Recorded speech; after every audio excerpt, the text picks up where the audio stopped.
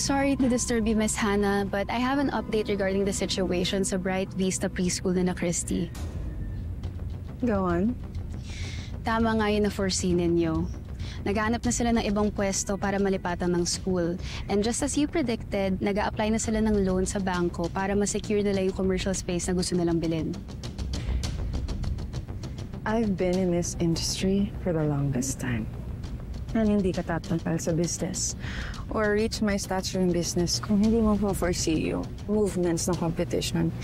And si Christy lang yan. She's below me in so many levels. Believe talaga ako sa'yo, Miss Hannah. Anyway, I've already contacted our friends and connections from various banks and napinpoint ko na kung saan nag-a-apply ng loan si Christy. You know what to do then? Mm-hmm. Yes, and I also talked to the relations manager of Manila Bank. I told him that you needed a big favor. Sabi niya siya na daw bahala. Good.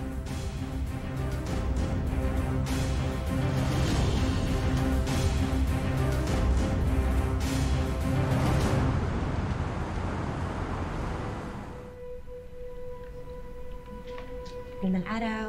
Hi, Ma'am. Hi. Miss Garcia. Have a seat. Thank you. Ma'am, kamusta po? Okay, ma'am. Sige. Yes. Yung folder. Parawan po. Thanks, sir.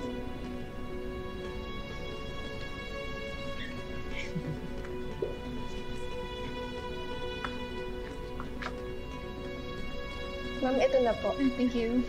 Thank you. Kamusta po, ma'am? Nandiyan naman lahat ng requirements ko, di ba? Actually, ma'am, it's all in here naman po. Kaya lang, the bank decided na i-decline po yung loan application ninyo. May na-encounter po kaming issues regarding sa overall risk assessment. Sorry, ma'am. Hindi ko po kasi maintindihan. Hindi po ba kumpleto naman lahat ng necessary documents ko? Pero kung tungkol po to dun sa collateral, kaka-appraise lang din po ng bahay namin. Actually, mas mataas pa nga po yung value ng bahay kesa sa loan amount. Ma'am, wala po yan sa valuation ng collateral ang issue. It is based on your financial stability. Kaya nga po, di ba, nag-submit din ako ng detailed plan para makita nyo rin po na yung timely payments namin, mamimit po namin dun sa loan. Kung kailangan din naman, pwede ko pong kunin yung nanay ko bilang guarantor. Maganda po yung credit history niya. I am very sorry, Miss Salcedo. Based po sa detailed plan mo, the debt-income ratio is still quite high. Kaya naman po, ma'am, kailangan po namin na i-comply sa risk management policies and regulatory requirements ng bank.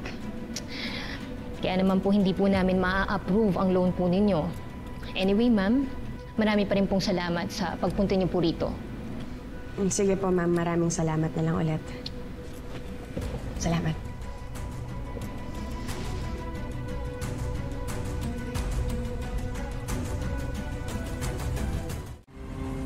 Salamat.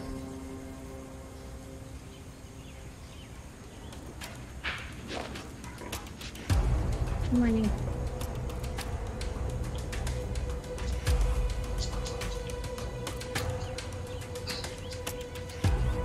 Order ko. Dito lang ito. Hi. Good afternoon. Good afternoon. Sorry, may nakalimutan ako. Please accept a simple token from the Rodriguez Group of Companies in return for the favor that you did for us. Thank you. Maraming salamat po. Are you sure hindi nakahalata si Ms. Salcedo? Hindi, ma'am. Hindi po niya alam na nag-usap po tayo. Very good. Thank you so much for your help. I'll go ahead. Thank you. Thank you.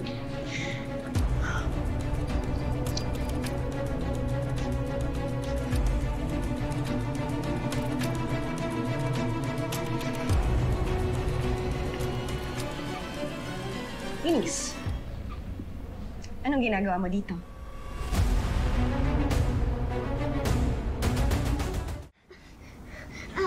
Ate, ano? Ang sakit ng tiyan mo. Ano ang sakit? Sorry! Ate! Bakit ate? Hindi ko kaya. Diyos ko, sakit na. Halika doon! Madali lang! Alibon! Madali lang! Alibon, si Torio! May masakit! Alibon! Madali lang! Oh, bakit di mo masagot ang tanong ko? Anong ginagawa mo dito? Bakit kausap mo si Mrs. Garcia? It's none of your business, Christy. Close ba tayo para mag-explain pa ako kung anong ginagawa ko dito? Siguro alam niyo ni Hannah na dito ako nag-apply ng loan ko, no? Wala akong alam sa mga pinagsasabi mo. Oh, wala siyang alam. Anong gusto mong palabasin, Eunice? Coincidence lang na magkakilala kayo ni Miss Garcia? Na friends kayo? Nagkataon lang din na dito ako nag-apply ng loan at na-reject. Ganun ba? So aminin mo na si Hannah ang nagpapunta sa'yo dito, siya humaharang sa mga application ko, no? Eunice, umamin ka na. Si Hannah ba ang rason kung bakit na-deny ang loan application ko? Look, we do a lot of businesses with this bank. So it is natural na magkakilala kami ni Mrs. Garcia. Does that answer your question? Pero bakit parang may mali? Kasi ikaw yung nag-iisip noon, Christy. Baka hindi lang confident ang bank sa financial stability mo, kaya na-reject ka nila. So don't put the blame on H&R kung hindi na-approve yung loan application mo, okay? Okay, sige. Sana wala talagang kinalaman si Hannah sa lahat ng to. Pero Eunice, oras na malaman ko na boss mo ang may kagagawan nitong mga rejections, hindi ko to palalampasin.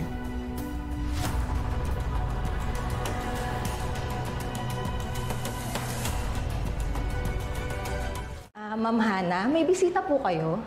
Sino? Ako. May kinalaman ka ba dun sa loan application ni Christy? Sinabotahin mo ba yung paghiram niya ng pera sa bangko? I have many bank accounts sa Manila Bank. Tapos nalaman nila na yung ex ni Christy nagtrabaho sa akin. So they asked me kung mapagkakatiwalaan ba si Christy with a bank loan. Sinabi ko lang naman yung nalalaman ko. Anong sinabi mo? Na nagsistruggle yung business niya, na maraming nagpo-pull out na bata sa school niya. I warned them na baka magka-problema sila kay Christy if they give her a loan. Bakit mo naman ginawa yun? Nagsabi lang naman ako yung totoo. May masama ba doon? Huwag mong pakikialaman yung diskarte ni Christy. Alam mo na may mangyayari, di ba?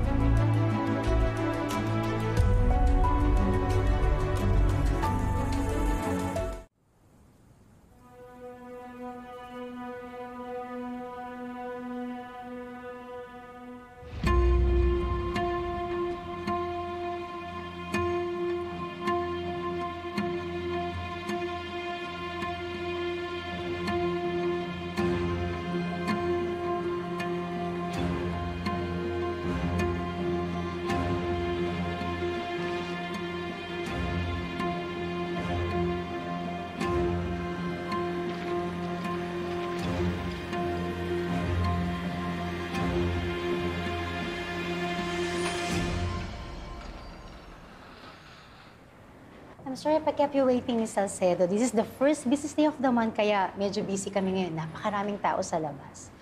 So anyway, na-review na namin yung loan application mo. Unfortunately, the overall assessment coming from the credit team indicates that approving your loan could be too high risk. Pasensya ka na, pero hindi namin kayang mag-grant ang request mo. Yan ba talaga ang rason, miss? O merong nag-utos sa inyo para harangan ang application ko? I beg your pardon? Huwag na po kayong magkaila. Aminin niyo na lang na binayaran kayo ni Hannah Rodriguez para i-deny yung loan application ko. At sino nabigay sa'yo ng permiso para galawin mo ang gamit ko? Ma'am, illegal po ang ginagawa ninyong pakikipagsabwatan kay Hannah. Baka gusto niyo ipaabot pa natin to sa report. Sa ganun, matanggal po kayo sa pwesto.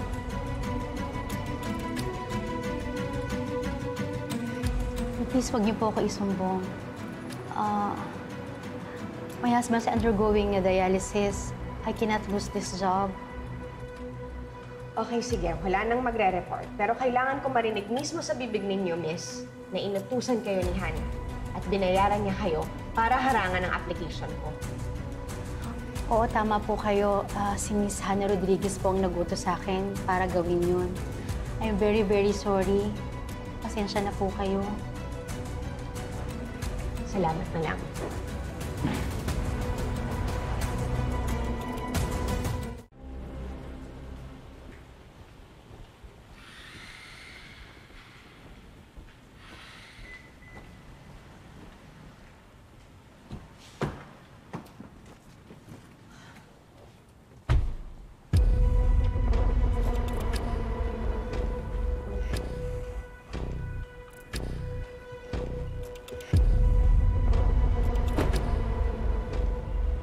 What are you doing here, Christy? Ano, Hana? Ganito ka na ba talaga ka-desperada? Nagantihan ako? Manunuhol ka ng ibang tao para hindi ako makautang sa bangko? I have no idea what you're talking about. On, Hana. Huwag mo nang i-deny kasi nabuking na kita. Kaya tigil-tigilan mo na yung ginagawa mo. Baka gusto mo umabot pa na i-expose ko yung pananabotahe mo. Nakasuhan ko kayo ng bank manager na sinusuhulan mo. Huwag mo akong pagbintangan. Bakit, Hana? Bakit mo ba ito ginagawa, ha? Bakit? Kasi ako pa rin sinisisi mo sa pagkawala ni Billy? Hana, aksidente yon. Walang may gusto na mangyari yon. At ako din naman. Nawalan din ako ng anak. Di lang yun ang atraso mo sa akin. Ano? Ano pang kasalanan ko sa'yo, si Leon? Hana, hindi ko nakasalanan kung ayaw na sa'yo ni Leon, kung tinatanggihan ka ng ex mo. Eh siguro na nakilala niya yung tunay na kulay mo, kaya ayaw niya na sa'yo. Nagiging masama lang ako dahil ginawa mo akong ganun. Binabalik mo yung pagiging tigri ko. Huwag mong kakalimutan na dati rin akong kalasag. Binabalik mo rin ang pagiging bangus ko. Are you threatening me? It takes more than that to scare me, Christy. Tumigil ka dyan. Tama na. Tama! Itatawag na ako ng security.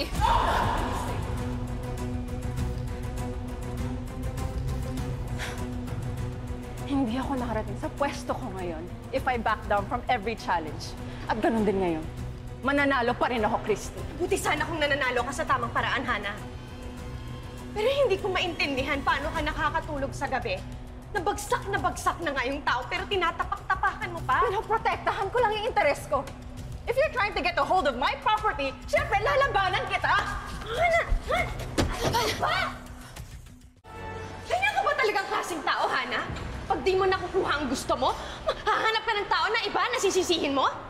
Kung may problema kayo ni Leon, labas na ako doon. What do you expect? Kinuha mo na nga sa akin yung anak ko. Pati si Leon kukunin mo, siya na nga lang yung happiness ko. Hana! Tumigil ka na! Wala na nga rin sa itong ginagawa natin! Miss Hana!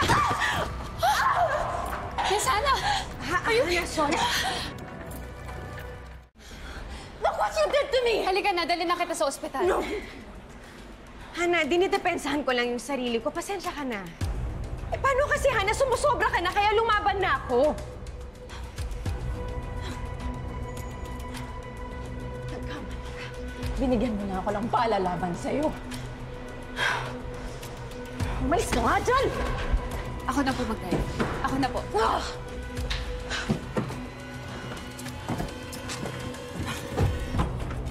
Get me out of here!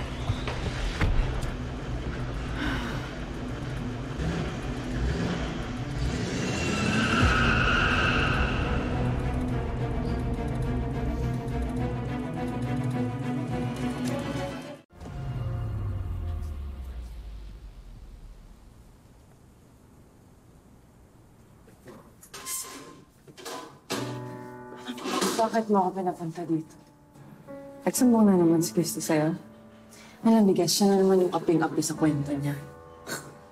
Alam mo, dapat magtrabaho si Christy sa marketing kasi ang galing niya mag-sales, Dok. Paniwalang-paniwala ka sa lahat ng pinagsasabi niya. O bakit mo ginawa yun? Alam mo namang importante kay Christy yung eskwelahan na yun. Bakit ba sinasabotahin mo sila? Bakit? Because she owes me a debt. Nawalan ako ng anak dahil sa kanya. Ana. At until nawawala ka na rin sa akin. I'm just returning the favor. Naririnig mo ba yung sarili mo?